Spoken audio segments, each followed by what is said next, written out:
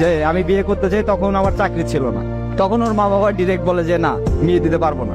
তখন ও সবার সামনে একটা কথা বলছিল, আমার এখনো পরিপূর্ণভাবে মনে আছে, আমি ওর সাথে চলে যাবো। ও আমাকে যদি রাস্তায় নিয়ে রাখে তাতেও আমি থাকবো। তোমাদের যদি ভালো লাগে তোমরা আমাকে দিতে পারো, আর যদি না দাও আমি নিজে চলে যাবো, আমাকে আটকাতে পারবে না। তো তখন কথাটা শুই না, মানে এতটা ভালো লাগছিল আমার, আমি আসলে বলে বোঝাতে পারবো না যে এত ভালোবাসতে পারে কেউ।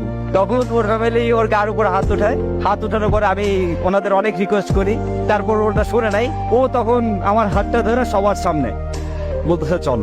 সবাই বলছে না যে তুমি কিছু করতে পারবা না, আমি সবার একদিন দেখাই দেবো যে তুমি কিছু করতে পারবা, তুমিই পারবা, তোমার দ্বারা সবকিছুই সম্ভব, আমি সেটা প্রমাণ করাই দিব। আমার কেন জানি ওর পর থেকে নিজের ভিতরে অন্যরকম শক্তি কাজ করতে থাকতো যে না, আমার কিছু একটা করতে হবে, আমার কিছু একটা করে দেখাইতে হবে। আমার ফ্যামিলি অবশ্য আমাদের দুজনকে মেনে নিছিল, অনেক ভালোবাসে আমাদের দুজনকেই। তো আমরা ভালোভাবে চলতেছে সবকিছু। আমার ওই যে জেদটা, যে আমার